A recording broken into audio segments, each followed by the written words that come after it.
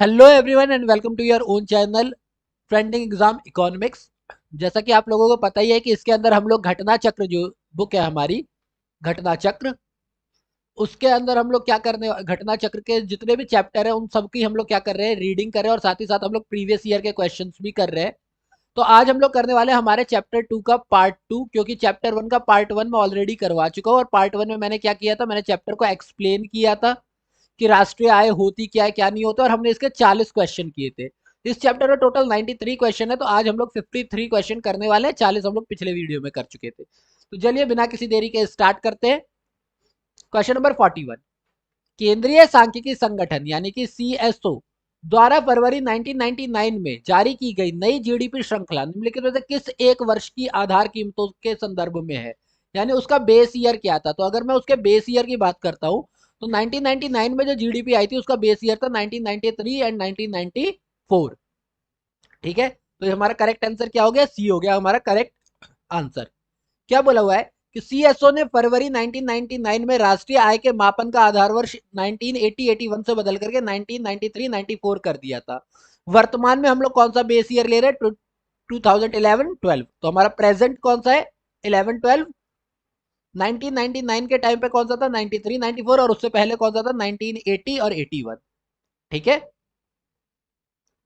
भारत में हाल में ही राष्ट्रीय आय के मापन में क्या बड़ा परिवर्तन किया गया है।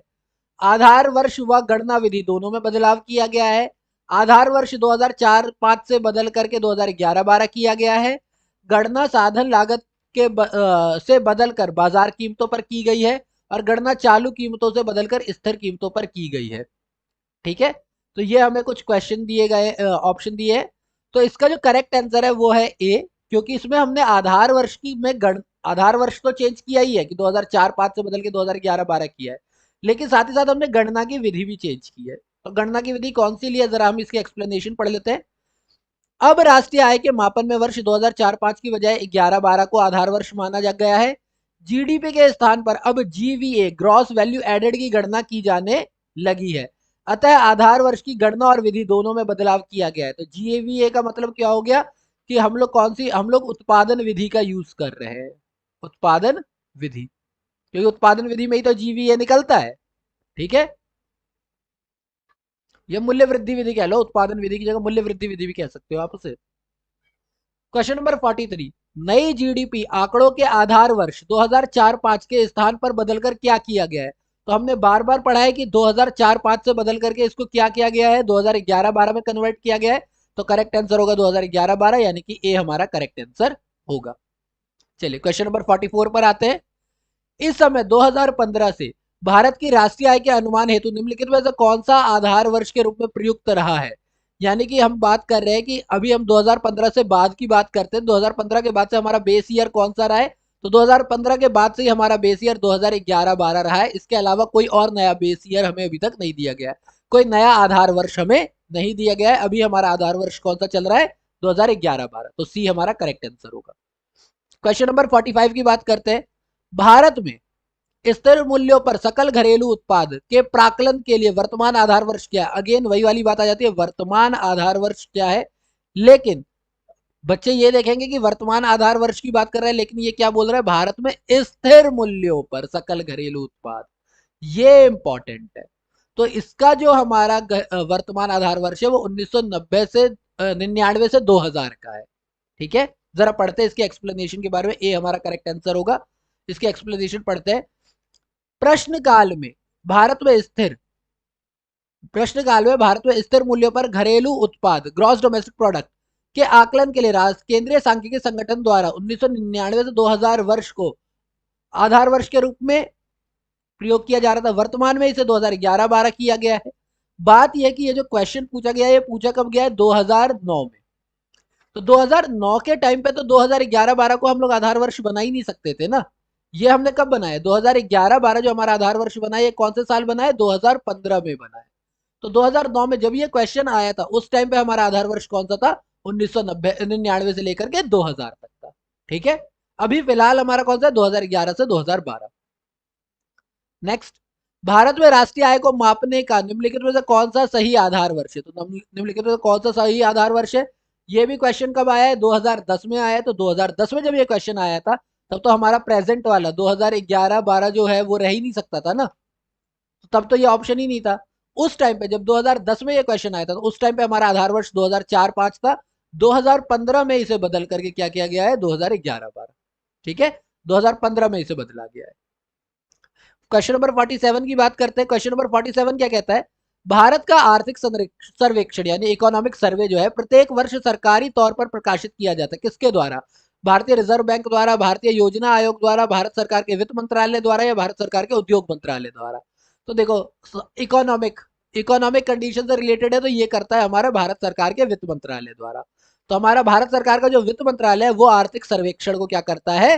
प्रकाशित करता है। क्लियर? सी हमारा करेक्ट आंसर है। पढ़ते इसके एक्सप्लेनेशन। भारत के आर्थिक सर्वेक्षण का प्रत्येक वर्ष सरकारी तौर पर प्रकाशन भारत सरकार के वित्त मंत्रालय के आर्थिक विभाग द्वारा किया जाता है। आर्थिक सर्वेक्षण में अर्थव्यवस्था की नीतिगत समीक्षा प्रस्तुत की जाती है। पिछले वित्तीय वर्ष में अर्थव्यवस्था के प्रदर्शन से संबंधित तथ्य और आंकड़े भी संग्रहित होते हैं। क्लियर? तो कब किया जाता है? किसके द्वारा किया जाता है? वित्त मंत्रालय के द्वारा किया जाता है। क्वेश्चन नंबर 48 पर आते हैं। निम्न में से कौन सा एक आर्थिक वृद्धि का परिचायक है, यानी कि जिसकी वजह से आर्थिक वृद्धि होती है? वर्ष के दौरान स्थिर कीमतों पर राष्ट्रीय आय में वृद्धि अगर हो तो हम पहचान सकते हैं कि वृद्धि हो रही है कि नहीं हो रही है। वास्तविक प्रति व्यक्ति आय में सुस्थिर यानी कि एकदम कांस्टेंट, एक स्टडी ग्रोथ हो, एक सुस्थिर वृद्धि हो। किसी अवधि में चालू कीमतों पर राष्ट्रीय आय में वृद्धि हो, उससे पता लगा सकते हैं, या जनसंख्या में वृद्धि के साथ राष्ट्रीय आय में वृद्धि हो। तो अगर ऐसा कोई क्वेश्चन है, जो ये आया हुआ है आपका RAS RTS प्री 2013 में ये क्वेश्चन आया हुआ है, तो इसका करेक्ट आंसर है वास्तविक प्रति व्यक्ति आय में सुस्थिर वृद्धि। अगर ऐसा होता है तो हम कह सकते हैं कि हमारी आर्थिक वृद्धि हुई है। आर्थिक समृद्धि से अभिप्राय किसी समय अवधि में किसी अर्थव्यवस्था में होने वाले वास्तविक आय की वृद्धि से है। सामान्यतः यदि सकल राष्ट्रीय उत्पाद, सकल घरेलू उत्पाद तथा प्रति व्यक्ति आय में वृद्धि हो रही है तो हम कह सकते हैं कि आर्थिक समृद्धि हो रही है, अगर सकल में है तो। परंतु आर्थिक समृद्धि की माप के लिए प्रति व्यक्ति आय ही सबसे उपयुक्त माना जाता है। सकल घरेलू और सकल राष्ट्रीय आप ले सकते हैं, पर प्रति व्यक्ति आय बेस्ट है। ठीक है। Question number 49। क्वेश्चन नंबर 49 कहता है कि भैया देखो, ये रीजन, ये हमारी एक स्टेटमेंट है, ये उसका रीजन है, पता लगाओ कि सही है कि नहीं है। तो क्या बोला हुआ है? आर्थिक विकास के लिए एक बहुआयामी उपागम की आवश्यकता होती है, यानी एक मल्टी डायमेंशनल प्रोग्राम की जरूरत है। वर्तमान भारत सरकार मुख्यतः सूक्ष्म आर्थिक विषयों पर ध्यान केंद्रित कर रही है। ठीक है, सूक्ष्म पर ध्यान केंद्रित, छोटी छोटी पॉइंट्स पे ध्यान दे रही है वो। तो ए और आर दोनों सही है, यानी असर्शन, कथन ए और कथन आर दोनों सही है, और आर जो है वो ए को स्पष्ट भी कर रहा है। ए और आर दोनों सही है, पर आर जो है वो ए को स्पष्ट नहीं कर रहा है। ए सही है, आर गलत है, ए गलत है, आर सही है। तो देखो, सिंपल सी बात है, भारत आर्थिक विकास के लिए बहुआयामी उपागम की आवश्यकता होती है। तो बहुआयामी से रिलेटेड तो कोई बात यहाँ पर हो ही नहीं रही है, तो इसका मतलब है ये दो तो रीजन ही गलत हो गए इसके अंदर। भाई कोई स्पष्टीकरण है ही नहीं इसका, तो ये कोई रीजन ही नहीं है इसका, तो ये ठीक। सही गलत तो बात की बात है, स्पष्टीकरण इन दोनों में कोई रिलेशन ही नहीं है। अब बात करते हैं किसकी। तो अगर हम देखते हैं तो हमें यह पता है कि हमारी सरकार सिर्फ छोटे मुद्दों पे तो ध्यान नहीं दे रही है, हम बड़े मुद्दों पे भी ध्यान दे रहे हैं। तो इसका मतलब है कि ए हमारा करेक्ट है और सी हमारा गलत है। ये ऑप्शन कौन सा है? Option C. तो सी हमारा करेक्ट आंसर हो जाएगा। ठीक है। किसी भी देश के आर्थिक विकास हेतु एक बहुआयामी उपागम की आवश्यकता होती है। कोई सा भी देश हो, आपको मल्टी डायमेंशनली प्रोग्राम चाहिए जिससे कि समावेशी विकास के लक्ष्य को प्राप्त किया जा सके। अतः कथन एक ए तो सत्य है। वर्तमान भारत सरकार सूक्ष्म आर्थिक विषयों के साथ साथ वृहद यानी मैक्रो आर्थिक विषयों पर भी ध्यान केंद्रित कर रही है। वृहद आर्थिक विषयों में चालू खाते को का घाटा, राजकोषीय घाटा, मुद्रास्फीति, राष्ट्रीय आय, बेरोजगारी दर, भारत भुगतान संतुलन, निवेश में वृद्धि आदि आते हैं। सूक्ष्म आर्थिक विषयों के अंतर्गत फर्म, उद्योग, व्यक्ति आदि के उत्पादन, उपभोग, वितरण, मूल्य निर्धारण आदि का अध्ययन किया जाता है। इस प्रकार यह कारण गलत है, क्योंकि उन्होंने बोला सिर्फ सूक्ष्म पे ध्यान देते, पर हम सिर्फ सूक्ष्म पे नहीं, हम वृहद पे भी ध्यान देते हैं। ठीक है। नेक्स्ट क्वेश्चन आता है, क्वेश्चन नंबर 50। निरपेक्ष तथा प्रति व्यक्ति वास्तविक GNP की वृद्धि आर्थिक विकास की ऊंची दर का संकेत नहीं करती है, यदि, यानी कब जो है ये नहीं बताती कि हमारी देश में वृद्धि हो रही है। औद्योगिक उत्पादन कृषि उत्पादन के साथ बढ़ने में विफल हो रहा है। कृषि उत्पादन औद्योगिक उत्पादन के साथ साथ बढ़ने में विफल रहा है। निर्धनता और बेरोजगारी में वृद्धि होती है और निर्यातों की अपेक्षा आयात तेजी से बढ़ते हैं। तो प्रति व्यक्ति की वास्तविक GNP में वृद्धि जो है वो ऊंची दर का संकेत नहीं होगा अगर भारत में निर्धनता और बेरोजगारी में वृद्धि होती है। तो अगर अब भारत में निर्धनता और बेरोजगारी हो रही है और फिर भी प्रति व्यक्ति आय बढ़ रही है, तो इसका मतलब तो यही है ना कि भाई इनकम बढ़ रही है, जनसंख्या से डिवाइड किया, लेकिन कमा सारे लोग नहीं रहे, कमा कुछ ही लोग रहे, क्योंकि सारे लोग अगर कमा रहे होंगे तो निर्धनता और बेरोजगारी आएगी ही क्यों। ठीक है, तो जैसे कुछ अमीर लोग हो गए, अब एक इंसान है वो एक घंटे का 1 लाख रुपए लेता है, और 10 ऐसे इंसान है जो बेरोजगार बैठे हुए हैं। अगर मैं 11 इंसान की एवरेज निकालूंगा तो मेरे को तो यही पता चलेगा कि भाई सबके पास 10,000 से ज्यादा प्रति घंटा की इनकम है। पर इसका मतलब क्या ये तो नहीं है ना कि देश में विकास हो रहा है। तो सकल राष्ट्रीय उत्पाद जीएनपी तथा प्रति व्यक्ति जीएनपी में वृद्धि को आमतौर पर आर्थिक समृद्धि से जोड़कर देखा जाता है, परंतु यह आर्थिक विकास का सही तस्वीर तब तक प्रस्तुत नहीं करता जब तक इसका प्रभाव सभी व्यक्तियों पर सकारात्मक रूप से ना पड़े। यदि जीएनपी और प्रति व्यक्ति जीएनपी में वृद्धि के साथ साथ अर्थव्यवस्था में बेरोजगारी और निर्धनता बढ़ रही है, तो इसका तात्पर्य यह है कि अर्थव्यवस्था में आय का संकेंद्रण कुछ ही लोगों के पास हो रहा है। यानी कुछ ही लोग हैं जो पैसा कमा रहे हैं, सब पैसा नहीं कमा रहे हैं। इसे अर्थव्यवस्था में उच्च आर्थिक विकास नहीं माना जा सकता, क्योंकि इसमें सभी लोगों के जीवन की गुणवत्ता में सुधार नहीं होता है। ठीक है, चलिए शगुन के 91 क्वेश्चन पर 51 पे आ गए, 51 क्वेश्चन पर आ गए हम लोग। भारत सरकार द्वारा मार्च 2011 में प्रसारित आंकड़ों के अनुसार भारतीय की प्रति व्यक्ति आय में वर्ष 2009-10 से बढ़कर के 14.5 की वृद्धि हुई। प्रति व्यक्ति आय क्या है? ठीक है, ये प्रति व्यक्ति आय क्या है सैकड़ों में। तो निकटतम सैकड़ों में अगर हम बात करते हैं तो क्या दे रखी है, हम पता करते हैं इसको। 14.5 की वृद्धि थी, ये 2011 का यूपीएससी का मेंस का क्वेश्चन है, तो इसका मतलब है कि आपको आर्थिक सर्वेक्षण अगर आपने पढ़ रखा है तभी आप इसका पता लगा सकते हैं, क्योंकि उसी के अंदर तो बताया गया कि टोटल राष्ट्रीय आय कितनी है और कितने परसेंट की वृद्धि हुई है। तो जरा इसके आंसर की बात कर लेते हैं। इसका आंसर कोई प्रॉपर नहीं है, जरा देखते हैं क्यों। आर्थिक समीक्षा 2012-13 के अनुसार वर्ष 2009-10 के थर्ड रिशेड्यूल में चालू मूल्यों पर प्रति व्यक्ति आय 46,249 रुपए थी, जो आर्थिक समीक्षा 2020-21 में बदलकर वर्ष 2009-10 हेतु 39,402 रुपए हो गया है। अतः विकल्प में दिए गए आंकड़े प्रश्नकाल और वर्तमान काल के आंकड़ों से सुमेलित नहीं है, यानी जिस साल दिया गया था उस साल का भी आंकड़ा गलत है और अभी के हिसाब से भी गलत है। आर्थिक समीक्षा 2020-21 के अनुसार 2020-21 के फर्स्ट एई में स्थिर एवं चालू कीमतों पर प्रति व्यक्ति आय क्रमशः 86,456 रुपए तथा 1,26,968 रुपए थी। स्थिर कीमतों पर कितनी थी? 86,000। चालू कीमतों पर कितनी थी? 1,26,000। जबकि 2019-20 में का जो अंतिम था, अंतिम जो आपका आकलन होता है, एस्टिमेशन होता है, में स्थिर एवं चालू कीमतें कितनी थी? स्थिर पर 94,954 था, जबकि चालू पर 1,34,226 रुपीज था। तो इसका कोई भी करेक्ट आंसर नहीं हो सकता था। उस टाइम पे यूपीएससी ने फ्री में ही नंबर दिए होंगे। ठीक है, 52 वर्ष 2013-14 में भारत में प्रचलित कीमतों पर साधन लागत पर प्रति व्यक्ति विशुद्ध राष्ट्रीय आय थी, कितनी थी? तो ये पता करना पड़ेगा आपको 2013-14, यानी कि आपको आंकड़ों के बगैर तो पता चलेगा नहीं। ये पूछा गया है छत्तीसगढ़ पीसीएस 2015 में। तो इसका जो करेक्ट आंसर है वो है इनमें से कोई नहीं। क्यों, जरा देखते हैं। आर्थिक समीक्षा 2014-15 के अनुसार 2013-14 में भारत में प्रचलित एवं स्थिर कीमतों पर प्रति व्यक्ति शुद्ध राष्ट्रीय आय क्रमशः स्थिर कीमतों पर 80,338 रुपए और चालू कीमतों पर, सॉरी, प्रचलित कीमतों पर इतनी और स्थिर कीमतों पर इतनी थी। प्रचलित कीमतों पर कितनी थी? चालू कीमतों पर 80,000 और स्थिर कीमतों पर थी 69,000।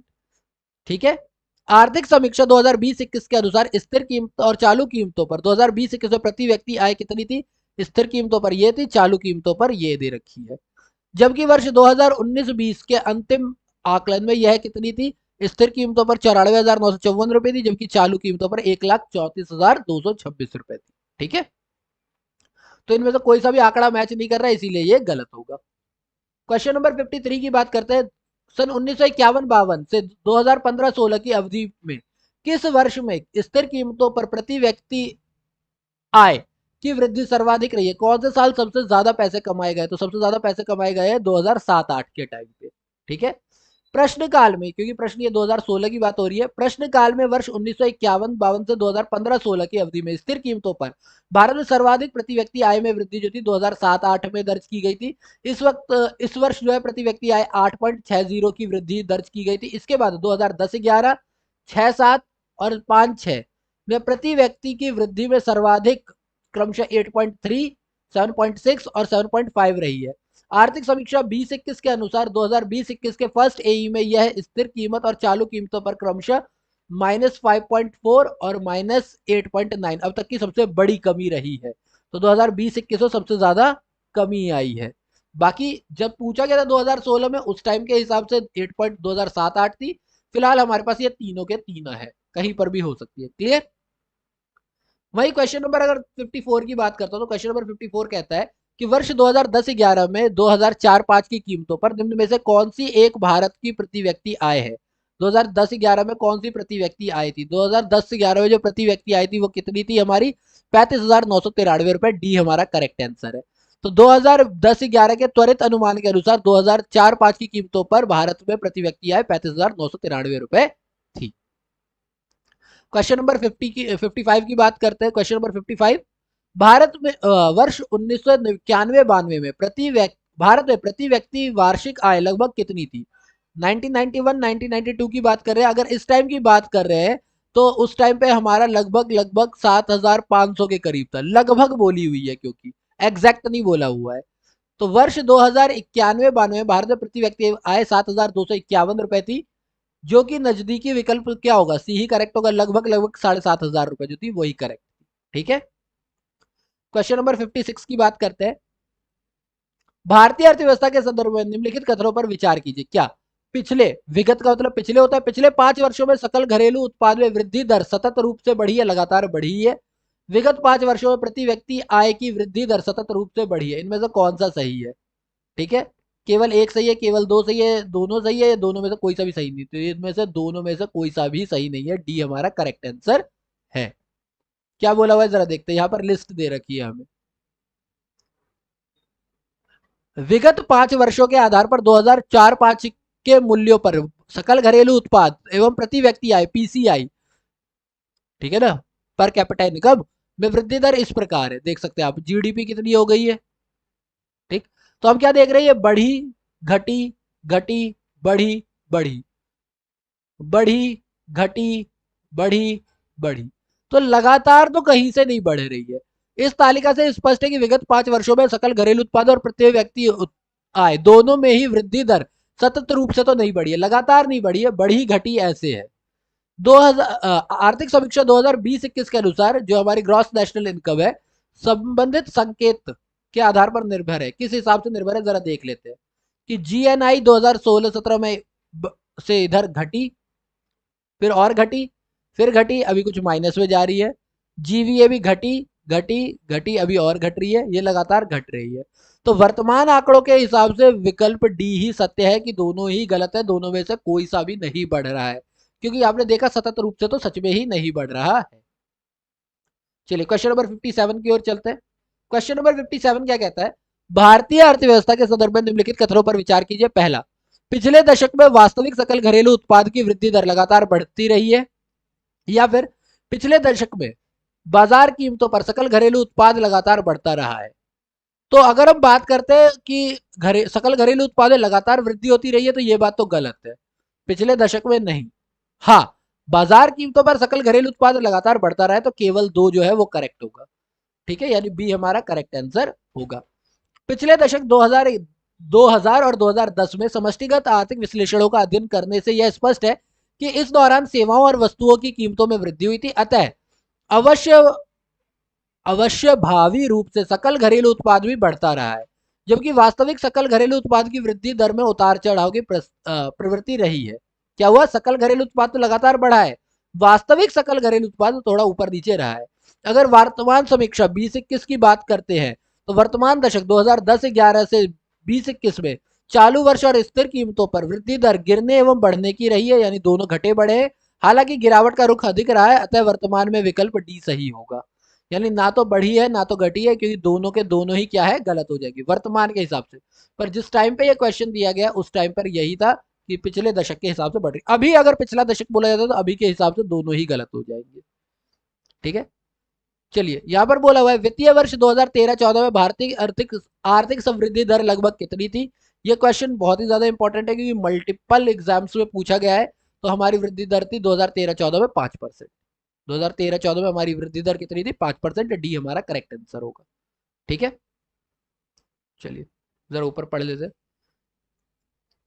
प्रश्न काल में यानी कि जिस टाइम पे ये क्वेश्चन दिया गया है विकल्प डी सही उत्तर था। आर्थिक समीक्षा 2021 के अनुसार वित्तीय वर्ष 2021 में जीडीपी वृद्धि दर 7.7% की कमी का अनुमान है, जबकि वित्तीय वर्ष 21-22 के लिए वार्षिक जीडीपी वृद्धि दर 11% और नॉमिनल जीडीपी वृद्धि दर 15.4% का अनुमान है। अभी हम -7.7 में चल रहे हैं और मान के चल रहे हैं कि अगले साल के लिए हम लोग क्या हो जाएंगे, +11% और +15.5%। ठीक है, क्वेश्चन नंबर 59 की बात करते हैं। 1998 और 1999 के लिए सकल घरेलू उत्पाद की वृद्धि दर क्या है? तो आप लोगों को पता है, इसके लिए आपको पूरी लिस्ट याद करनी पड़ेगी कि कौन से साल कौन सी राष्ट्रीय दर कितनी है, कब बढ़ी है, कब घटी है। ये क्वेश्चन मल्टीपल टाइम्स पूछा गया है, तो इसीलिए इसका तो आपको पता ही इंपॉर्टेंट हो जाता है। तो हमारी कितनी थी? 6.5 थी। वर्ष 1998 और 1999 के दौरान सकल घरेलू उत्पाद जीडीपी की वृद्धि दर 6.5 आधार वर्ष 2093-94 की थी, जो बाद में संशोधित आंकड़ों में कितनी हो गई? 2004-5 हो गई, जिसके हिसाब से ये बढ़कर 6.7% हो गई। 7 जनवरी 2019 को जारी राष्ट्रीय आय के प्रथम अग्रिम अनुमानों के अनुसार 2019-20 में जीडीपी और जीवीए वृद्धि दर कम से कम क्रमशः 5% एवं 4.9% अनुमानित है। वर्तमान हेतु उपयुक्त प्रश्न की व्याख्या देखें, क्योंकि वर्तमान में आप देख सकते हैं कि क्या बोला हुआ है। वर्तमान टाइम पे हमारा कितना है रहेगा? -7.7 है, जबकि बोला गया है आगे की 11 और 15.4% रहेगी। ठीक है, क्वेश्चन नंबर 60 पर आते हैं। क्या बोला हुआ है? भारत में सकल घरेलू उत्पाद वर्ष 2012-13 से के 4.5% की तुलना में 2013-14 में 4.7% तक बढ़ी, जिसका कारण क्या था? यानी कि ये जो बढ़ोतरी आई है, इसका रीजन क्या था? सेवा क्षेत्र की उच्च वृद्धि दर, निर्माण क्षेत्र की उच्च वृद्धि दर, कृषि एवं संबंधित क्षेत्र की उच्च वृद्धि दर, उपरोक्त सभी, इनमें से कोई नहीं। तो उस साल हमारा क्या बढ़ा था? कृषि क्षेत्र बढ़ा था। सी हमारा करेक्ट आंसर होगा। ये क्वेश्चन 2014 में पूछा गया है। ठीक है, तो क्या बोला हुआ है? आर्थिक समीक्षा 2013-14 के अनुसार भारत में सकल घरेलू उत्पाद वर्ष 2012-13 4.5 की तुलना में वर्ष 2013-14 में 4.7 तक बढ़ी। इसका प्रमुख कारण कृषि एवं संबंधित क्षेत्रों की उच्च वृद्धि दर को माना जा सकता है। कृषि क्षेत्र के में अनुकूल मानसून के कारण 4.7 की वृद्धि दर्ज की गई, जो पिछले वर्ष 1.5 की तुलना में काफी अधिक थी। यानी पिछले साल हमारा कितना हुआ है? सिर्फ 1.4 की वृद्धि हुई है। उल्लेखनीय है कि काफी समय 1990 से 2000 से 2012-13 के दौरान कृषि वर्ष में वृद्धि दर 3% की औसत दर से बढ़ी है। आर्थिक समीक्षा 2020-21 के अनुसार कृषि एवं संबंध क्षेत्र में कृषि वृद्धि दर 2020-21 में 3.4 का अनुमानित है। कोविड 19 के दौरान कृषि क्षेत्र ही ऐसा रहा जिसमें सकारात्मक वृद्धि देखी गई है। शेष द्वितीयक और तृतीयक तीनों में तो नेगेटिव वृद्धि हुई है। तो हमें पता ही है सेवा क्षेत्र और उत्पादन क्षेत्र कितना ज्यादा बेकार हुआ है कोविड की वजह से, है ना। चलिए नेक्स्ट, क्वेश्चन नंबर 61। निम्नलिखित में से किस उप क्षेत्र सब सेक्टर में वर्ष 2008-9 की तुलना में 9-10 में ऋणात्मक समृद्धि हुई है? कब हुई थी नेगेटिव? 2008 से 2009 के टाइम पे। ये क्वेश्चन 2013 का आया हुआ है। तो यहां पर बोला है कृषि एवं संबंधित क्षेत्र, निर्माण, खनन एवं उत्खनन और बिजली गैस जला आपूर्ति। तो इस क्वेश्चन के मल्टीपल आंसर हो सकते हैं, या तो इनमें से कोई सा भी आंसर करेक्ट नहीं होगा। तो जरा पढ़ लेते हैं इसके बारे में कि क्या बोला हुआ है।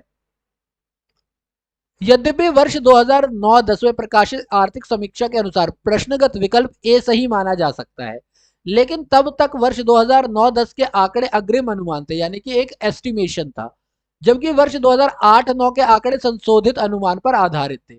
जब वर्ष 2013-14 की आर्थिक समीक्षा आंकड़े वास्तविक रूप से संशोधित होकर प्रकाशित हुए, तो उनके अनुसार वर्ष 2008-9 की तुलना में 9-10 में दिए गए विकल्पों में से किसी में भी ऋणात्मक वृद्धि नहीं रही थी। 26 फरवरी 2021 को जारी राष्ट्रीय आय 2020-21 के द्वितीय अग्रिम अनुमानों के अनुसार विकल्पीकृत क्षेत्रों में निम्न वृद्धि दर है। यानी अभी के हिसाब से ये है कि कृषि में 2004.3 की थी, अभी 3 की रहेगी।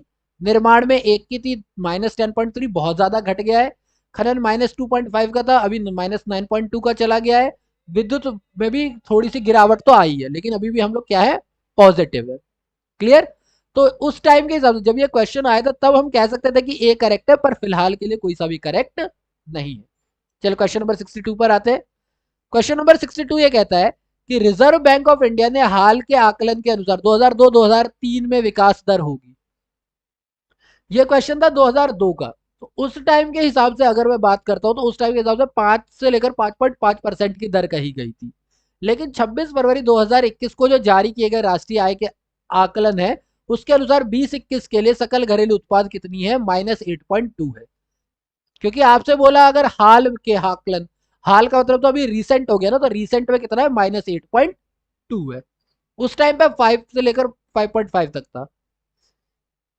एशियाई विकास रिपोर्ट के अनुसार वर्ष 2005 में भारत की समृद्धि दर होगी, यानी 2005 में भारत की समृद्धि दर कितनी होगी, उस टाइम के हिसाब से जिस टाइम पे ये क्वेश्चन दिया गया था उस टाइम पे 6.9 के लिए बोला था।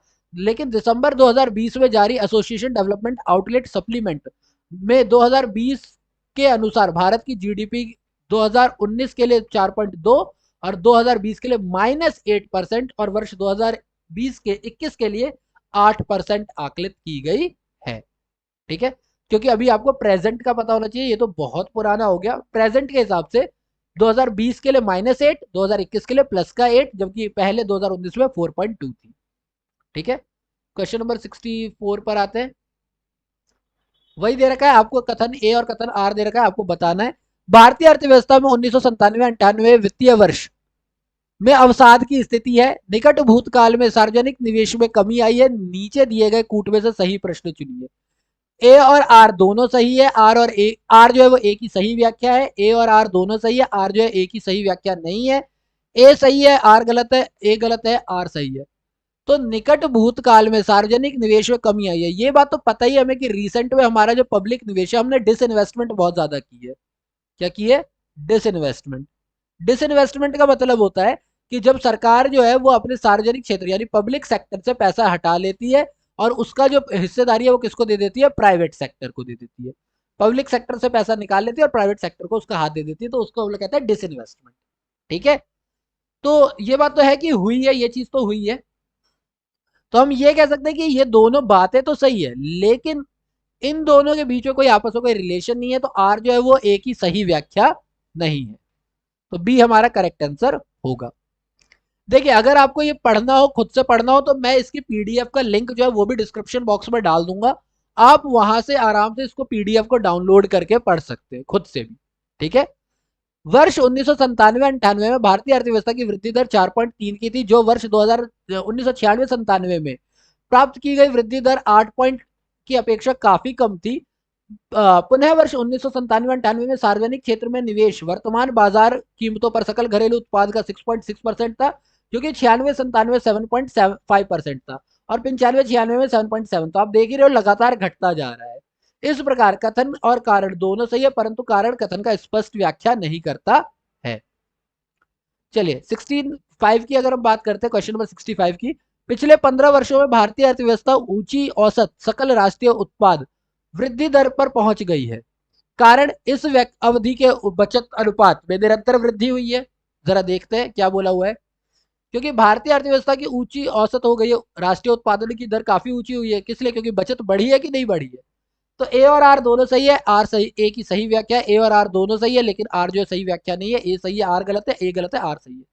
पिछले 15 वर्षों की बात करें तो यस, भारत में राष्ट्रीय उत्पाद बढ़ा है। राष्ट्रीय उत्पाद बढ़ा है तो यस, लोगों की बचत का अनुपात भी लगातार बढ़ा है। तो इसका करेक्ट आंसर ए होगा, दोनों ही सही है। ठीक है, जरा एक्सप्लेनेशन पढ़ लेते हैं। सकल राष्ट्रीय उत्पाद की वृद्धि दर छठी पंचवर्षीय योजना 1980 से 85 में 5.5% वार्षिक, सातवीं पंचवर्षीय योजना में 5.8% वार्षिक और आठवीं पंचवर्षीय योजना में 6.8% वार्षिक रही, जो पूर्व की अवधि में प्राप्त राष्ट्रीय उत्पाद की वृद्धि की दर की अपेक्षा ऊंची थी। इसी प्रकार 1980-81 में बचत दर 18.9% थी, जो कि बढ़कर के 1995-96 में 25% हो गई। तो इससे हमें क्या पता चल रहा है कि हमारी राष्ट्रीय आय तो बढ़ी ही बढ़ी है, हमारी बचत भी बढ़ी है। अतः कथन और कारण दोनों सही है। 2000 से लेकर के 2015 तक, सन 2000 से लेकर 2015 की अवधि में भी भारतीय अर्थव्यवस्था में कामोबेश यही स्थिति रही है, यानी बिल्कुल ऐसी स्थिति रही है यहाँ पर भी। यदि वर्तमान की बात की जाए तो कोविड-19 से पूर्व भारतीय अर्थव्यवस्था वैश्विक स्तर पर सबसे तीव्र वृद्धि दर हासिल करने वाली अर्थव्यवस्था रही है, जबकि कोविड-19 के बाद भारतीय अर्थव्यवस्था की वृद्धि दर में गिरावट दर्ज की गई है। भारत में क्या हर जगह ही गिरावट दर्ज की गई है। क्वेश्चन नंबर 66 की बात करते हैं। निम्नलिखित राज्यों को वर्ष 1998-99 की प्रति व्यक्ति आय अवरोही क्रम में लगाइए और नीचे दिए गए कूट में बताइए कि अलग अलग राज्य, तो बताइए सबसे ज्यादा किसको मिली थी, सबसे कम, उससे कम कौन, उससे कम कौन। तो यहाँ पर हमें लिस्ट दे रखी है, देखिए यहाँ पे दे रखी है कि प्रश्नकाल के हिसाब से ऑप्शन बी सही था, लेकिन आर्थिक समीक्षा 2020-21 के अनुसार प्रश्नगत राज्यों की मूल्य सूची में प्रति व्यक्ति निवल राज्य घरेलू उत्पाद निम्नलिखित है। यानी अगर मैं बात करता हूँ कि जिस टाइम पे क्वेश्चन पूछा गया था सन 2001 के टाइम पे, उस टाइम पे हमारा ऑप्शन नंबर बी करेक्ट था, यानी सबसे ज्यादा पंजाब था, उसके बाद महाराष्ट्र था, उसके बाद गुजरात था और उसके बाद उत्तर प्रदेश था। ठीक है, उस टाइम पे राष्ट्रीय प्रति व्यक्ति आय जो है सबसे ज्यादा पंजाब में थी, फिर महाराष्ट्र में, फिर गुजरात में और फिर उत्तर प्रदेश में। लेकिन अगर मैं 20-21 के हिसाब से बात करूं तो सबसे ज्यादा महाराष्ट्र, गुजरात, ये होगा। ठीक है, तो 2018-19 के आंकड़ों के हिसाब से, 2018-19 के आंकड़ों के हिसाब से अगर हम बात करते हैं तो आप देख रहे हैं कि सबसे ज्यादा गुजरात को मिले हैं। ठीक है, 2000 सबसे ज्यादा महाराष्ट्र, नहीं सही तो बोल रहा, गुजरात, फिर महाराष्ट्र और फिर पंजाब और फिर उत्तर प्रदेश। ठीक है, तो भी BADC हो सकता है, क्योंकि सबसे पहले सबसे ज्यादा किसको मिला है, देखो सबसे ज्यादा मिला है हमारा किसको, गुजरात को, तो सबसे ज्यादा गुजरात, फिर हमारा कहते हैं महाराष्ट्र, फिर पंजाब और फिर उत्तर प्रदेश। तो वर्तमान के हिसाब से क्या हो जाएगा, BDAC, है ना, सॉरी BADC, BADC वर्तमान के हिसाब से BADC होगा, लेकिन जब क्वेश्चन आया था 2001 में तो उसके हिसाब से DABC, क्योंकि सबसे ज्यादा कब था, पंजाब में, फिर महाराष्ट्र में, फिर गुजरात में और फिर उत्तर प्रदेश में। उत्तर प्रदेश में सबसे कम ही रहा है प्रति व्यक्ति है। क्वेश्चन नंबर 67 की बात करते हैं तो वर्ष 2016-17 के दौरान बिहार में तृतीयक क्षेत्र की विकास दर कितनी थी। क्वेश्चन 2019 का है, तो अगर मैं तृतीयक क्षेत्र की बात करता हूं तो उस टाइम पे हमारी 14.6% के करीब थी। ठीक है, बिहार आर्थिक समीक्षा यानी बिहार के इकोनॉमिक सर्वे 2018-19 के अनुसार वर्ष 2017-18 के दौरान बिहार के तृतीयक क्षेत्र की विकास दर की दर स्थिर 2011-12 एवं चालू कीमतों पर क्रमशः 14.6 और 17.9 थी। स्थिर पर 14.6, चालू पर 17.9, जबकि प्राथमिक एवं द्वितीयक क्षेत्रों की विकास दर स्थिर और चालू कीमतों पर क्रमशः 1.5 और 6.1 और 2.5 और 4.7 था। 1.4 प्राथमिक क्षेत्र के लिए, 2.5 प्राथमिक द्वितीयक क्षेत्र के लिए स्थिर कीमतों पर, जबकि 6.1 और 4.1 है ये द्वितीयक क्षेत्रों के लिए। ठीक है, बिहार आर्थिक समीक्षा 2020-21 के अनुसार सकल राज्य घरेलू उत्पाद की राष्ट्रीयगत वृद्धि की दरें ये है। तो ये लिस्ट है, आप यहाँ से देख सकते हैं, यहाँ से आपको काफी सारे क्वेश्चन जो है मिल जाएंगे। वर्तमान मूल्य कितना है, कितना है, क्या है, कौन सी बढ़ रही है, कौन सी घट रही है। क्वेश्चन नंबर 68 की बात करते हैं, वर्ष 2017-18 में मौजूदा कीमतों पर बिहार राज्य का सकल राज्य घरेलू उत्पाद कितना था। 2017-18 के अनुसार जो हमारा था वो 4,87,628 करोड़ था 2017-18 के हिसाब से।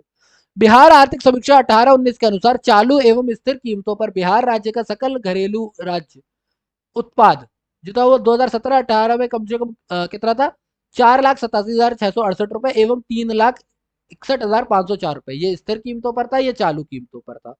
ठीक है, जो कि बिहार राज्य 2020-21 के अनुसार 2019-20 में चालू एवं स्थिर कीमतों पर, तो चालू कीमतों पर है हमारा 6,11,804 और स्थिर कीमतों पर है हमारा 4,14,997 रुपए। तो अगर आपसे प्रेजेंट पूछा जाता है तो ये करेक्ट आंसर है, बाकी जिस टाइम पे ये क्वेश्चन पूछा गया उस टाइम के हिसाब से ये करेक्ट आंसर। ठीक है, क्वेश्चन नंबर 69 की बात करते हैं, निम्नलिखित राज्यों पर विचार कीजिए और प्रति व्यक्ति निवल राज्य उत्पाद के हिसाब से इन्हें डिसेंडिंग ऑर्डर में डालिए, घटते हुए क्रम में डालिए। तो हमारा जो करेक्ट आंसर है वो होगा डी, यानी सबसे ज्यादा जो था वो महाराष्ट्र के पास था, उसके बाद गुजरात के पास था, उसके बाद तमिलनाडु के पास और उसके बाद कर्नाटक के पास। ठीक है, तो सबसे ज्यादा महाराष्ट्र के पास है, डिसेंडिंग ऑर्डर में सेट करते हैं अगर आप तो प्रश्नकाल के हिसाब से ऑप्शन नंबर डी करेक्ट था। लेकिन आर्थिक समीक्षा 2020-21 के हिसाब से अगर हम बात करते हैं तो ये चीजें चेंज हो गई हैं। सबसे ज्यादा आप देख सकते हैं यहाँ पर, अगर हम देखते हैं तो सबसे ज्यादा हमारे पास कहते हैं कर्नाटक के पास है, कर्नाटक के बाद तमिलनाडु के पास, तमिलनाडु के बाद हमारा कहते हैं महाराष्ट्र के पास और महाराष्ट्र के बाद हमारा गुजरात के पास। लेकिन वही अगर मैं 18-19 की बात करता हूँ तो सबसे नंबर 1 पे आएगा कर्नाटक, फिर उस कर्नाटक के बाद हमारा आता है गुजरात, गुजरात के बाद हमारा है तमिलनाडु और तमिलनाडु के बाद है महाराष्ट्र। तो अभी के हिसाब से हमारा आंसर जो है वो चेंज हो जाता। ठीक है, किस राज्य में प्रति व्यक्ति आय न्यूनतम आकी गई है, सबसे कम कब आकी गई है। तो प्रश्नकाल के हिसाब से बात करते हैं 2004 तक सबसे ज्यादा कहा थी, उड़ीसा में, सबसे कम प्रति व्यक्ति आय कहाँ थी? उड़ीसा में। लेकिन अभी ये चीजें चेंज है, ठीक है। प्रश्नकाल में विकल्प सी सही था। आर्थिक समीक्षा 2021 के अनुसार चालू कीमतों पर वर्ष 2018-19 के विकल्पगत राज्यों प्रति व्यक्ति आय निम्नलिखित है। अगर जो विकल्प दिए गए उन राज्यों की बात करें तो बिहार में कितना? 40,982 रुपए, मध्य प्रदेश में 90,165 रुपए, उड़ीसा में 99,196 रुपए और पश्चिम बंगाल में 1,11,138 रुपए। जबकि वर्ष 2017-18 में यही जो विकल्प में राज्य दिए गए उनकी क्या थी? बिहार में 38,850 रुपए, मध्य प्रदेश में 81,642 रुपए, उड़ीसा में 1,04,681 रुपए और पश्चिम बंगाल में 91,401 रुपए। तो अगर हम उसके हिसाब से बात करेंगे तो चीजें चेंज हो जाएगी। तो अगर हम बात करेंगे फिर बिहार बन जाएगा हमारा 2018-19 और 2017-18 के हिसाब से हमारा बिहार जो है सबसे कम वाला होगा। क्वेश्चन नंबर 71 की बात करते हैं।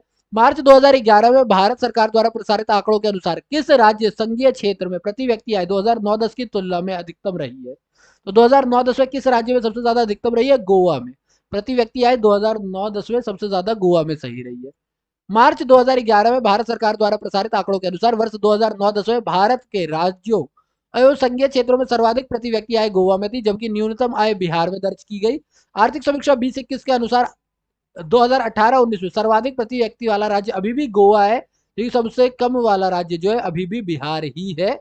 तो 2009 से लेकर के अभी तक सबसे ज्यादा गोवा की प्रति व्यक्ति आय और सबसे कम बिहार की, ठीक है।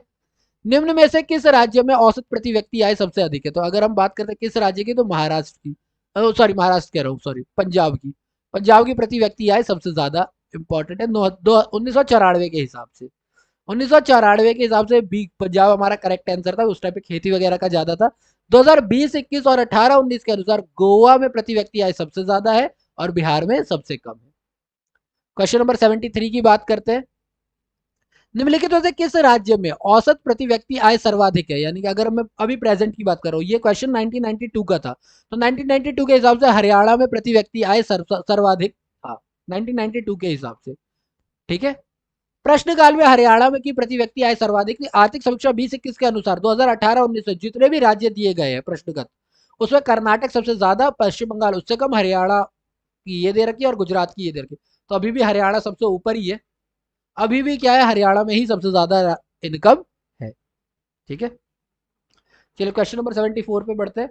क्वेश्चन नंबर 74 ये कहता है कि 2010-11 के हिसाब से सकल राज्य उत्पाद किस राज्य में सबसे अधिक रही है? सकल राज्य घरेलू उत्पाद जो है, ग्रॉस स्टेट कहते हैं production, gross state domestic production, ये होगा ना सकल राज्य, तो gross state domestic production GSDP सबसे ज्यादा कहां पर है? तो ये क्वेश्चन 2009 का था, तो उस टाइम के हिसाब से बिहार में सबसे ज्यादा थी। प्रश्नकाल तथा फरवरी 2021 में जारी किए गए आंकड़ों के अनुसार सभी राज्यों में सर्वाधिक वृद्धि दर किसकी है? बिहार की है। जारी आंकड़ों के अनुसार 2018-19 में स्थिर 2011-12 के मूल्यों पर सर्वाधिक सकल राज्य घरेलू उत्पाद के संदर्भ में जितने भी विकल्प दिए गए हैं उनमें बिहार 9.27, तमिलनाडु 7.95, छत्तीसगढ़ 7.06 और महाराष्ट्र 5.9 के हिसाब से चल रहा है। तो बिहार वहां पर अभी भी सबसे आगे है। क्वेश्चन नंबर 75 की अगर हम बात करते हैं तो भारत में पिछले 10 वर्षों में आर्थिक विकास लगभग स्थिर रहा है, ये हमारा स्टेटमेंट है। इसका रीजन ये है कि खाद्यान्न का उत्पादन भी पिछले वर्ष कई वर्षों में बढ़ा नहीं है। 10 वर्षों में आर्थिक विकास स्थिर रहा है क्योंकि खाद्यान्न बढ़ी नहीं है। दोनों सही है, दोनों ए और आर दोनों सही है, और आर जो सही व्याख्या है, ए और आर दोनों गलत है, पर आर सही व्याख्या नहीं है। ए सही है, आर गलत है, आर सही, ए सही है, ए गलत है, आर सही है, दोनों में पूछा गया है। तो हम बात करते हैं इस क्वेश्चन का भी कोई प्रॉपर आंसर अभी है नहीं, क्योंकि वर्तमान काल के हिसाब से चेंज हुई होगी। भारतीय अर्थव्यवस्था ने 90 के दशक में के पूर्वार्ध में यानी कि स्टार्टिंग में 1996-97 तक में प्रभावशाली वृद्धि प्रदर्शित की। यद्यपि इस दशक के अंतिम वर्षों में अर्थव्यवस्था की विकास दर कुछ कमी भी परिलक्षित हुई, पहले बढ़ रही थी अभी घटी। इसी प्रकार खाद्यान्न उत्पादन जो वर्ष 1991 में 176.4 मिलियन टन था, 2001-2 में बढ़कर के 212.9 मिलियन टन हो गया। अतः उपयुक्त कथन में कारण और दोनों ही असत्य है, दोनों ही असत्य है, क्योंकि हम बात करें स्थिर रहने की, पर हम क्या देख रहे हैं, दोनों ही बढ़ी है, अतः दोनों ही गलत है। 2010-20 तथा विगत दशक 2000 और 2010 के संदर्भ में भी कथन एवं कारण दोनों सही नहीं है, क्योंकि इस अवधि में भी जीडीपी वृद्धि दर घटती बढ़ती रही है, जबकि खाद्यान्न का उत्पादन लगभग लगातार बढ़ता ही रहा है। तो हम स्थिर नहीं कह सकते हैं। वही क्वेश्चन नंबर, अगर मैं 76 की बात करता हूं तो क्वेश्चन नंबर 76 कहता है कि नीचे दो वक्तव्य दिए हुए हैं, जिनमें से एक को कथन ए और दूसरे को आर कहा गया है। अब जरा पढ़ लेते हैं इसके बारे में फटाफट। यद्यपि 1947 के बाद की अवधि में भारत की राष्ट्रीय आय कई गुना बढ़ गई है, परंतु प्रति व्यक्ति आय स्तर में कोई सुदृढ़ सुधार नहीं हुआ है। कारण, भारत की जनता का काफी बड़ा भाग अब भी गरीबी की रेखा के नीचे रहा है। दोनों का बताना है हमें कारण, कि ए सही है, आर सही है, और ए की सही व्याख्या आर करता है। दूसरा, ए और आर दोनों सही है पर आर सही व्याख्या नहीं है। तीसरा, ए सही है आर गलत है, और चौथा है ए गलत है आर सही है। तो 1947 के बाद हम कह रहे हैं राष्ट्रीय आय बढ़ी है पर प्रति व्यक्ति की कोई सुधार नहीं हुआ है, तो नहीं, प्रति व्यक्ति आय भी सुधरी तो है, तो इसीलिए ये तो सही है। तो यानी कि ये गलत हो ही, प्रति व्यक्ति आय जो है कोई सुधार नहीं हुआ, तो हम कह रहे सुधार हुआ है, तो यानी कि ये तो गलत स्टेटमेंट है। हम तो कह रहे सुधार हुआ है, ये कह रहे सुधार नहीं हुआ है। ठीक है। हालांकि ये बात जरूर है कि भारत की जनता का अभी भी काफी बड़ा भाग गरीबी रेखा के नीचे, तो ये करेक्ट है। इन दोनों में कोई लॉजिक है नहीं, तो इन दोनों का कोई रिलेशन है नहीं, तो ए और बी तो ऐसे ही गलत हो गया, यानी डी हमारा करेक्ट आंसर होगा। ठीक है। अगर मैं वर्तमान के हिसाब से बात करूं तो ए गलत है, आर सही है। ठीक है, वर्तमान के हिसाब से। क्वेश्चन नंबर 77 की अगर हम बात करते हैं तो भारत में ग्रामीण आय प्राय नगरीय आय से कम होती है। इसके लिए निम्नलिखित में कौन सा कारण जिम्मेदार है कि शहरों में ज्यादा इनकम होती है, गांव में कम होती है? किसान बहुत बड़ी संख्या में निरक्षर है और वैज्ञानिक कृषि के बारे में उनका ज्ञान नगण्य है। दूसरा, विनिर्मित उत्पादों की तुलना में प्राथमिक उत्पादों का मूल्य कम होता है। चलो ये बात तो बिल्कुल करेक्ट है। उद्योगों में निवेश की तुलना में कृषि में निवेश कम हुआ है, ये भी बिल्कुल करेक्ट बात है। नीचे दिए गए सब दो तो करेक्ट है। अगर हम इसकी बात करेंगे किसान बहुत बड़ी संख्या में निरक्षर है, तो हाँ, आज भी किसान बहुत बड़ी संख्या में निरक्षर है, तो तीनों करेक्ट है, यानी ए हमारा करेक्ट आंसर होगा। वर्ष 2011 की जनगणना के अनुसार भारत की लगभग 69% जनसंख्या गांव में निवास करती है, जिसका मुख्य व्यवसाय कृषि है। उपयुक्त तीनों विकल्पों में के सम्मिलित प्रभाव के कारण कृषि में उत्पादन आय अपेक्षाकृत कम ही है। यही कारण है कि ग्रामीण आय नगरीय आय से कम है, गांव की आय जो है वो शहरों से कम है। 78 की बात करते हैं। क्वेश्चन नंबर 78, भारत में बचत और पूंजी निर्माण की ऊंची दर होते हुए भी समृद्धि की दर कम होने के क्या कारण है? क्या जरूरत है कि भारत में कैपिटल फॉर्मेशन ज्यादा है, पूंजी हम बना लेते हैं, लेकिन समृद्धि यानी ग्रोथ नहीं है। ऊंची जन्म दर, विदेशी सहायता का नीचा दर, नीचा पूंजी उत्पादन उपभोग, या फिर ऊंचा पूंजी उत्पादन अनुपात। ठीक है, नीचा पूंजी उत्पादन अनुपात या फिर ऊंचा पूंजी अनुपात, उत्पादन अनुपात। एक तो इतना बोल लिया ना, बोलते बोलते उत्पादन में भी अटक रहा हूं। चलो ठीक है, आईएएस प्री 1995 का ये क्वेश्चन है, डी इसका करेक्ट आंसर होगा। ऊंचा यानी हाई पूंजी प्रोडक्शन रेशियो। ठीक है, उत्पादन की एक इकाई प्राप्त करने हेतु लगी पूंजी की मात्रा को पूंजी उत्पाद अनुपात कहते हैं। जिस देश में यह अनुपात जितना कम होगा वह देश उतना ही अधिक आर्थिक वृद्धि प्राप्त कर सकेगा। वही अल्प विकसित और विकासशील देशों में पूंजी उत्पाद अनुपात काफी ऊंचा रहता है, इसलिए देश में वृद्धि की दर नीची रहती है। भारत में विकास दर की अपेक्षित स्तर को ना प्राप्त करने का एक कारण यही है कि यहाँ पर क्या है, ऊंचा पूंजी अनुपात उत्पाद अनुपात है, ऊंचा पूंजी उत्पाद अनुपात होना। क्वेश्चन नंबर 79 की बात करते हैं। उच्च बचत वाली अर्थव्यवस्था होते हुए भी किस कारण पूंजी निर्माण महत्वपूर्ण उत्पादन वृद्धि में परिमाणित नहीं हो पाता है? यानी ज्यादा बचत होने के बाद भी, अर्थव्यवस्था होते हुए भी किस कारण से हम लोगों को में उत्पादन वृद्धि में ज्यादा नहीं मिला है? कमजोर प्रशासनता, निरक्षरता, उच्च जनसंख्या घनत्व, या उच्च पूंजी उत्पाद अनुपात। तो यही करेक्ट आंसर है कि हमारा अभी भी क्या है, हमारा एक यूनिट उत्पादन में बहुत पूंजी लगती है, हमारा पूंजी आउटपुट रेशियो जो है बहुत ज्यादा है। ठीक है, किसी अर्थव्यवस्था में एक इकाई उत्पादन हेतु आवश्यक पूंजी की मात्रा को दर्शाता है। जब किसी अर्थव्यवस्था में पूंजी उत्पाद अनुपात अधिक होता है तो इसका अर्थ यह है कि उत्पादन प्रक्रिया कम दक्ष है, यानी उत्पादन में ज्यादा पैसा लग रहा है और इसीलिए कम दक्ष है, अर्थात एक इकाई के उत्पादन हेतु अधिक पूंजी का उपयोग हो रहा है। इसके विपरीत अगर निम्न पूंजी उत्पाद लग रहा है तो इसका मतलब है कि उत्पादन प्रक्रिया बहुत अच्छी है, आप कम पैसों में अच्छा माल बना सकते हो, क्योंकि अब कम पूंजी का प्रयोग करके एक इकाई उत्पादित की जा सकती है। यदि अर्थव्यवस्था में उच्च पूंजी उत्पाद अनुपात है तो अर्थव्यवस्था में अधिक बचत और अधिक निवेश से भी अत्यधिक उत्पादन प्राप्त नहीं हो पाता है।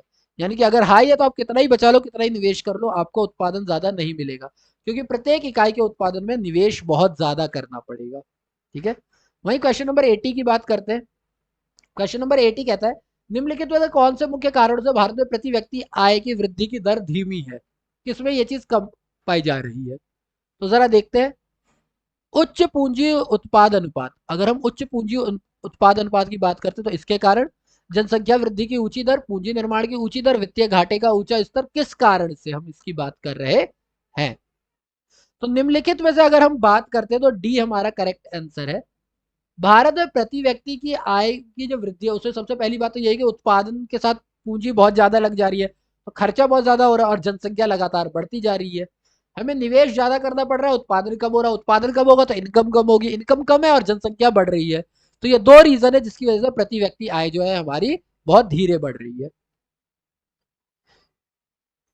भारतीय अर्थव्यवस्था में प्रति व्यक्ति आय में धीमी वृद्धि के दो प्रमुख कारण है, उच्च पूंजी उत्पाद अनुपात और जनसंख्या की ऊंची दर। ठीक है। जनसंख्या में तीव्र वृद्धि के कारण जीडीपी में वृद्धि के बावजूद प्रति व्यक्ति आय उस अनुपात में वृद्धि नहीं हो पाती, और पुनः सीओआर ऊंचा होने के कारण, यानी कि कैपिटल आउटपुट रेशियो ऊंचा होने के कारण प्रति इकाई उत्पादन की लागत बढ़ती है, फलस्वरूप जीडीपी तीव्र वृद्धि नहीं हो पाती।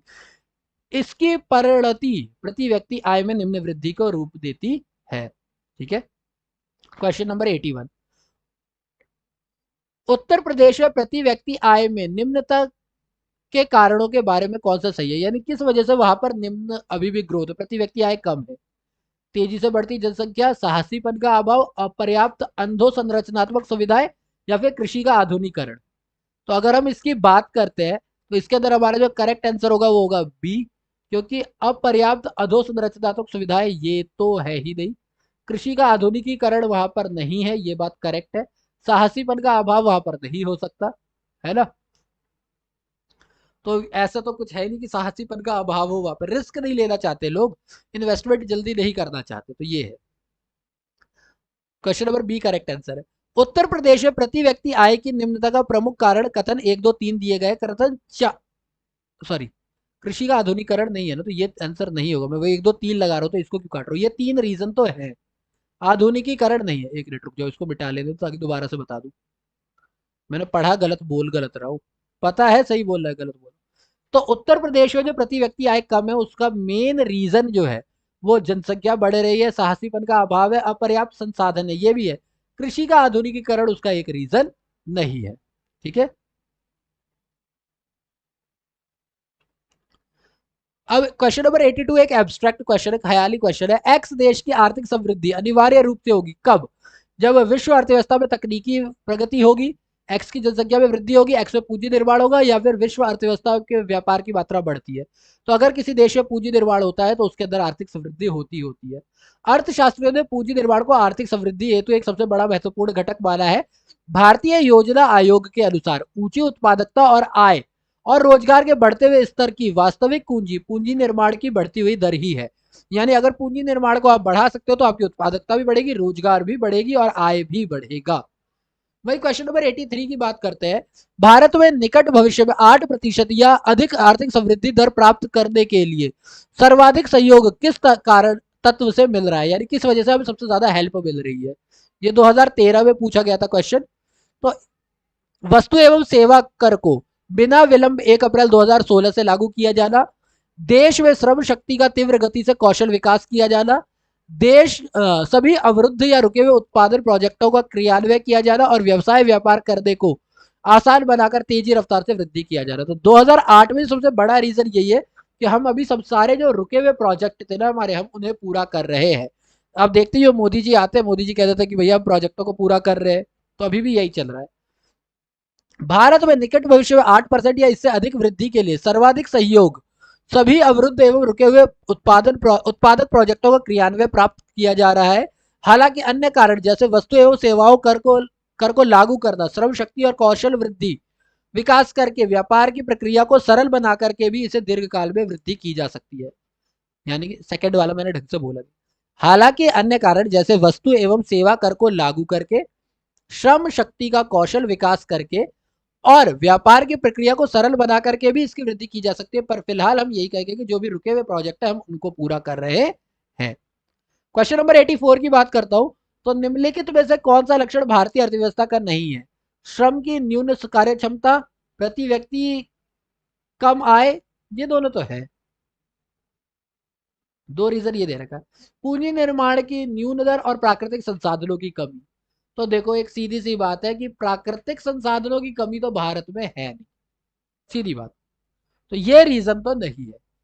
प्रश्नगत विकल्पों में चौथा विकल्प भारतीय अर्थव्यवस्था का लाक्षणिक गुण नहीं है, जो कि तीनों भारतीय अर्थव्यवस्था के लाक्षणिक गुण है। भारत में पूंजी निर्माण कम है, रोजगार कम है, श्रम कम है, ये सारी चीजें तो है। क्वेश्चन नंबर 85 पर आते हैं। निम्न कारणों में से कौन कारण भारत में प्रति व्यक्ति वास्तविक आय पर कैपिटा इनकम में धीमी बढ़त के लिए मुख्य रूप से उत्तरदायी रहा है? यानी कौन सा ऐसा कारण जिसकी वजह से प्रति व्यक्ति आय स्लो रही है? तेजी से जनसंख्या का बढ़ना, मूल्यों में भारी बढ़त, कृषि और औद्योगिक क्षेत्र की विकास की धीमी गति और विदेशी विनिमय की अनुपलब्धता। ठीक है, कौन सा रीजन रहा है? तो इसका कारण है सभी, क्योंकि हाँ भारत में जनसंख्या बढ़ी है, मूल्यों में भारी बढ़त हुई है, कृषि की धीमी गति से वृद्धि हुई है और विदेशी विनिमय की अनुपलब्धता भी है। तो भारत में प्रति व्यक्ति आय कम होने के चारों ही कारण है 2001 के हिसाब से। ठीक है, 2001 के हिसाब से। लेकिन अगर मैं अभी के हिसाब से करूं तो अभी तो भारत में विदेशी विनिमय बहुत ज्यादा है, तो ये रीजन नहीं होगा वर्तमान के हिसाब से। जैसा कि क्वेश्चन के बारे में बोला भी हुआ है, प्रश्न काल में भारत में प्रति व्यक्ति वास्तविक आय धीमी बढ़त के लिए सभी कारण उत्तरदायी थे। वर्तमान में भारत विदेशी विनिमय की पर्याप्त उपलब्धता, इसीलिए ऑप्शन बी करेक्ट होगा वर्तमान के हिसाब से। क्वेश्चन नंबर 86 की बात करते हैं। दशक 2001 और 2010 में भारत में सकल घरेलू बचत की उच्चतम दर प्राप्त हुई थी किस वर्ष में? दशक 2001 से 10 के बीच में कब हमने सबसे ज्यादा बचत की थी? ये क्वेश्चन 2009 के हिसाब से है। उस टाइम के हिसाब से अगर मैं बात करता हूं तो 2007-8 में सबसे ज्यादा बचत हुई थी और इसी टाइम में मेरे हमारे हिसाब से सबसे ज्यादा वृद्धि भी हुई थी। सबसे ज्यादा वृद्धि भी इस दशक में इसी वक्त हुई थी। प्रश्न काल तथा वर्तमान आर्थिक समीक्षा 2020-21 के अनुसार 2001 से लेकर 10 के बीच में सकल घरेलू बचत की उच्चतम दर 2007-8 में ही प्राप्त हुई थी, क्योंकि 2010 से 18 के बीच में ये सबसे ज्यादा 11-12 में प्राप्त की गई है। आर्थिक समीक्षा 20-21 के अनुसार 17-18 और 18-19 से सकल घरेलू उत्पाद 32.4 2017-18 के लिए और 30.1 2018-19 के लिए रही है। ठीक है, बचत ज्यादा हुई है क्योंकि कोरोना के टाइम में लोगों ने बचत ही की है ज्यादा, जो बचत थी वही तो खर्च हुई, इनकम तो थी ही नहीं ना। क्वेश्चन नंबर 87, भारतीय अर्थव्यवस्था के लिए घरेलू बचत सकल की औसत दर, भारत औसत घरेलू बचत की औसत दर वर्तमान किस परास में आकलित की गई है? यानी उसकी रेंज क्या है, किस रेंज में, हम क्या कह सकते हैं कि क्या है एवरेज रेंज? तो अगर हम बात करते हैं तो इसकी एवरेज रेंज है 20 से 25% जो है हमारी घरेलू बचत रहती है। ठीक है, वर्ष 1995-96 में भारतीय अर्थव्यवस्था की सकल घरेलू बचत दर जीडीपी 23.6 थी और वर्ष 1996-97 में 22.4 थी। अतः अब इस अवधि में औसत घरेलू बचत जो है 20 से 25% के रेंज में थी। आर्थिक समीक्षा 20-21 के अनुसार सकल सकल बचत दर जो है 2016-17, 17-18, 18-19 में 31, 32 और 30 है, यानी एवरेज 30 का आप लगा सकते हो। ठीक है, वर्तमान के हिसाब से, वर्तमान के हिसाब से अगर आपको बोलेंगे तो आप 30 से 35 का बोल सकते हो, क्योंकि तीनों 30 प्लस है ना। ठीक है, क्वेश्चन नंबर 88 की बात करते हैं। वर्ष 2011-12-13 में भारत की सकल घरेलू बचत दर थी कितनी थी? 2012-13 की अगर हम बात करें तो 2012-13 के बारे में कोई भी प्रॉपर जानकारी हमारे पास इनमें से नहीं है, इनमें से कोई सी भी सही नहीं होगी। क्यों, जरा देखते हैं। आर्थिक समीक्षा 2017-18, ये आर्थिक समीक्षा यानी कि इकोनॉमिक सर्वे होता है ये, ठीक है ना, एनालिसिस कह लो, सर्वे कह लो। सकल घरेलू बचत का जीडीपी का प्रतिशत के रूप में वर्ष 2012-13 में कितनी थी? 33.9% थी। अतः स्पष्ट है कि इनमें से कोई सा भी सही नहीं है। तो 12-13 में कितनी परसेंट थी? 33.9%। ठीक है, आर्थिक समीक्षा 20-21 के हिसाब से अगर हम बात करते हैं तो 2016 में कितनी है? 31.3, 2017-18 में 30.4 और 2018-19 में 30.1। क्लियर? वही क्वेश्चन नंबर 89 की अगर हम बात करते हैं तो 2006-7 में भारत का बचत अनुपात है, यानी हमें भी नहीं पता कि भारत का बचत अनुपात कितना है 6-7 में। तो जीडीपी 20 से 25 के बीच में थी, 25 से 30, 30 से 35, 32 क्या था, तो ये थी 6-7 के हिसाब से। जिस टाइम पे ये क्वेश्चन दिया गया है 2008 में, उसके हिसाब से अगर मैं वर्तमान की बात करता हूँ, 2020-21 की बात करता हूँ, तो 18-19 में सकल घरेलू उत्पाद 30.1 है, जिसमें सकल घरेलू बचत 18.2 है और निजी कॉर्पोरेट क्षेत्र की बचत 10.4 है और सार्वजनिक कितना 1.5 है। तो घरेलू 18.2, कॉर्पोरेट 10.4 और सार्वजनिक 1.5, टोटल 30.1 प्रेजेंट में। आप लोग ये आंकड़े याद कर ले, क्योंकि क्वेश्चन तो किसी किसी भी आंकड़े से आ सकता है। भारत में निम्नलिखित क्षेत्रों में से कौन एक क्षेत्र बचत में सर्वाधिक योगदान देता है, यानी कहां पर सबसे ज्यादा पैसा कमा सकते हो। तो आपने अभी यहीं पर देखा सबसे ज्यादा हम लोग कहां से कमाते हैं, घरेलू क्षेत्र से। तो घरेलू क्षेत्र इसका करेक्ट आंसर होगा। प्रश्नकाल और वर्तमान समीक्षा किसी के भी अनुसार अगर हम बात करते हैं, तो सबसे ज्यादा बचत जो होती है वो कहां से होती है, घरेलू क्षेत्र में ही होती है। आर्थिक समीक्षा 2021 के अनुसार अभी 18.2% है, जबकि निगम 10.5 और सार्वजनिक 1.5% है। ओके, चलिए क्वेश्चन नंबर 91 की बात करते हैं। भारत में बचत में भागीदारी के संदर्भ में पिछले 4 वर्षों में के आधार पर कौन सा कथन सही है, यानी अगर पिछले 4 सालों की बात करते हैं तो कौन सा सही है।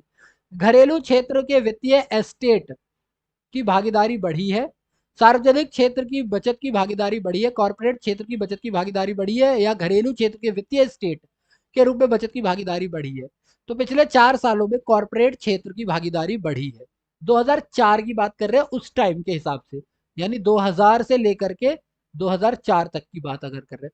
वैसे 2000 नहीं लेंगे, लेंगे 1999 से लेकर के 2003 तक, क्योंकि 1 साल पहले तक का पूछते हैं ना। तो ये प्रश्नकाल के टाइम की बात करें, लेकिन अगर मैं 2020-21 के हिसाब से बात करूं, तो इसके हिसाब से सकल घरेलू बचत में घरेलू क्षेत्र, निजी क्षेत्र और सार्वजनिक क्षेत्र के योगदान में घटते बढ़ने की प्रवृत्ति रही है, कोई भी लगातार बढ़ा नहीं है। क्वेश्चन नंबर 92 की बात करते हैं। निम्नलिखित में से किस एक का भारत में घरेलू बचतों में सर्वाधिक हिस्सा है, यानी कौन सा क्षेत्र है जिसमें सबसे ज्यादा पैसा बचाया है। जमा धनराशियों का, करेंसी का, भौतिक संपत्तियों का, या शेयर्स और डिवेंचर्स का। तो भारत में देखो, भारत में जो लोग सबसे ज्यादा बचत का हिस्सा बनाते हैं ना, वो यही करते हैं, वो भौतिक संपत्तियां बना लेते हैं। वो कैश नहीं बनाते, वो कोई ऑर्नामेंट बना लेंगे, कोई स्वर्ण बना लेंगे, कुछ आभूषण बना लेंगे, घर बना लेंगे। तो बेसिकली वो जमा किसके तौर पे करते हैं, भौतिक परिसंपत्तियों के तौर पे करते हैं।